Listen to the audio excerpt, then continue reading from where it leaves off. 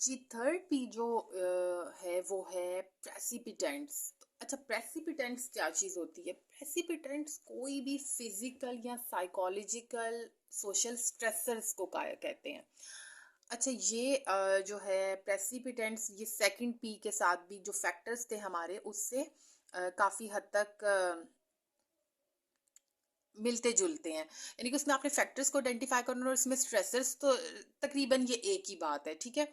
तो आपने stressors find करने के कौन से ऐसे स्ट्रेसर्स हैं जो कि किसी भी डिसऑर्डर या जो प्रॉब्लम है उसकी काज बन रहे हैं, और वो स्ट्रेसर्स अगर फिजिकल स्ट्रेसर्स देखे जाएं तो वो क्या हैं? उसमें कोई भी ट्रॉमा आ सकता है, कोई भी पेन है, किसी किस्म की मेडिसिन ली जा रही हैं, वो मेडिकेशन के साइड इफेक्ट्स जो हैं वो फिजिकल स्ट्रेसर में आ सकते हैं। ठीक है जी। तो ये आपने आइडेंटिफाई करने हैं। साइकोलॉजिकल स्ट्रेसर में क्या हो सकता है? कि कोई भी ऐसा लॉस जिसकी वजह से काफ़ी हद तक अफेक्ट हुआ है आपके ब्रेन पे, आप वो लॉस बर्दाश्त नहीं कर सके। रिजेक्शन, ये बहुत कॉमन चीज है। रिजेक्शन जो है ये फिर साइकोलॉजिकल स्ट्रेसर। आपने इन चीज़ों को आइडेंटिफाई करना है। सोशल स्ट्रेसर्स में ये होता है कि आपने सोश देखना है कि उस पर्सन की सोशल सपोर्ट कैसी है, सोशल स्टेटस कैसा चल रहा है, आया कि वो जॉबलेस है या अच्छी जॉब कर रहा है, फैमिली इन्वायरमेंट क्या, उसका सोशल रिलेशन क्या है, फ्रेंड्स कैसे हैं, ये सब चीज़ें।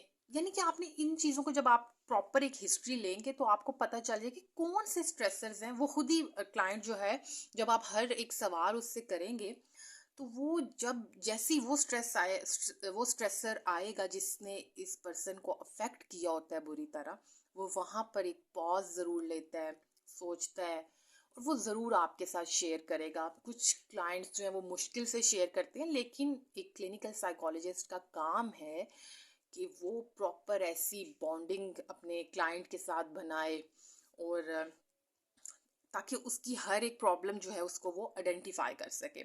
तो प्रेसिपिटेंट्स के अंदर हम वो स्ट्रेसर्स फाइंड आउट करते हैं जो कि किसी भी पर्सन के को अफेक्ट कर रहे होते हैं उनकी रोज़मर्रा ज़िंदगी में। अच्छा जी, जो फोर्थ वन है वो है परपिचुएंट्स। परपिचुएंट्स आप यूं कह सकते हैं कि किसी भी स्ट्रेसर को रिइंफोर्स कर रहे होते हैं, ठीक है।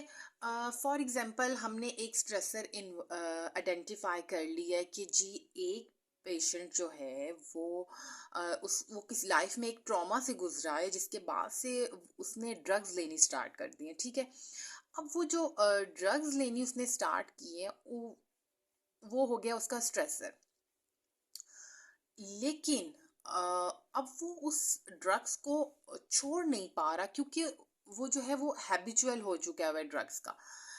उसमें रिनफोर्स यानी परपिचुएंट आप ऐसे आइडेंटिफाई करें कि वो जो ड्रग्स ले रहा है वो अब उसका जो सोशल सर्कल है, जिस जो फ्रेंड्स या उनका जो पीयर ग्रुप है, वो उसको रिनफोर्स कर रहे हैं या वो उस पर प्रेशर बिल्ड करते हैं कि तुम ड्रग्स लो, ठीक है। तो ये जो ग्रुप जिसके पास वो बैठ रहा है, फॉर एग्जांपल अपने किसी भी तन्हाई को आप कह सकते हैं दूर करने के लिए, जिस ग्रुप में बैठ रहे हैं वो ग्रुप ही रिइंफोर्स कर रहा है उसको टूवर्ड्स ड्रग। तो ये जो रिइंफोर्स्ड होते हैं, इनको हम परपिचुएंट्स कहते हैं। आपने वो चीज़ें भी आइडेंटिफाई करनी है जो कि किसी भी स्ट्रेसर को रिइंफोर्स कर रही होती हैं, ठीक है। ये भी बहुत इंपॉर्टेंट होता है किसी भी केस में। आपने फॉर एग्जांपल स्ट्रेसर तो आइडेंटिफाई कर लिया, लेकिन अब आपने ये भी चीज़ें आइडेंटिफाई करनी है कि उस स्ट्रेसर को रिइंफोर्समेंट कहाँ से मिल रही है। तो ये चीज़ जो है ये जो फोर्थ पी है परपीचुएंट्स, इसमें आप आइडेंटिफाई करते हैं। या इसकी एक एग्जांपल मैं आपको डिप्रेशन के पेशेंट से देती हूँ कि आपने आइडेंटिफाई किया एक पेशेंट के अंदर स्ट्रेसर, यानी कि वो डिप्रेस्ड रहता है बहुत ज़्यादा।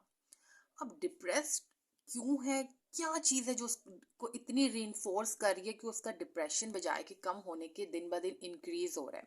तो आप आइडेंटिफाई करते हो कि परपिचुएंट यानी कि रीइंफोर्समेंट जो थी वो ये है कि उसने लूजिंग होप, यानी कि अब उसको कोई उम्मीद ही नहीं रही अपनी ज़िंदगी से। तो ये चीज़ जो है, बजाय कि उसको आप अगर उसको प्रॉपर उसकी फैमिली, सबसे पहले मैं कहूँगी कि अगर उसको 4 बोल हौसला अफ़ज़ाई के कह रहे हैं, लेकिन उसको नहीं समझ आ रही, और इट्स मीन कि कोई ऐसा रिइंफोर्समेंट है जो कि उसको उस थॉट से निकलने ही नहीं दे रहा।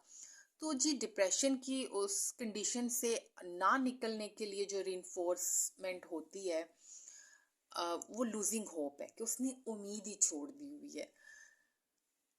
आप तो इसमें जो लूजिंग होप है वो परपिचुएंट होगा, यानी कि वो रिइंफोर्स कर रहा है कि तुम नहीं कर सकोगे। मतलब बार बार एक थॉट आ रही है कि नहीं, कर भी लोगे तो ज़्यादा तक क्या हो जाएगा, नहीं होगा कुछ, यूं ही ठीक है।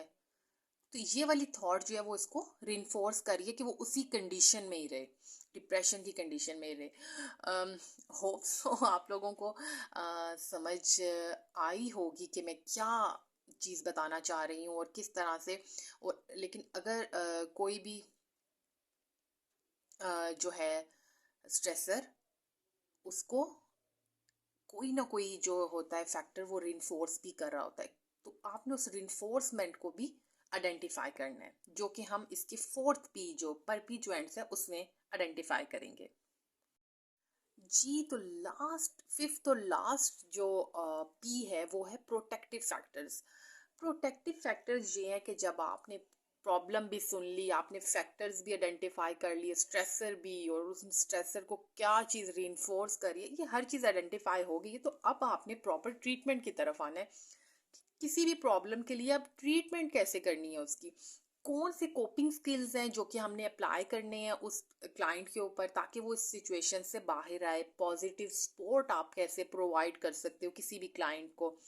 फॉर एग्जांपल, अगर आपने आइडेंटिफाई किया कि उसका कोई ऐसा रिलेशन है, टॉक्सिक रिलेशनशिप है, जो कि एक क्लाइंट को बहुत मेंटली स्ट्रेस दे रहा है, तो आपने कैसे उसको बताना है कि कैसे वो उस रिलेशनशिप से बाहर निकल सकता है, उसको छोड़ सकता है।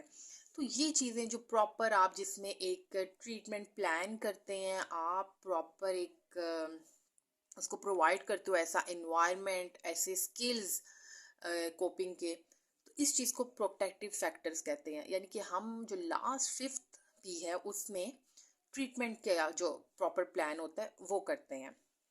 उम्मीद करती हूँ कि आप लोगों को ये स्टूडेंट समझ आया होगा कि what is case conceptualisation, and उसके 5 पीस को मैंने बहुत ही डिटेल में बताया है। इंशाल्लाह नेक्स्ट वीडियो में हम अप्लाई करेंगे इन 5 पीस को किसी भी एक केस के ऊपर। अगर मेरी वीडियो आपको अच्छी लगती है, इंफॉर्मेटिव लगती है, तो प्लीज़ लाइक करें वीडियो को, और चैनल को सब्सक्राइब ज़रूर करें। Thank you.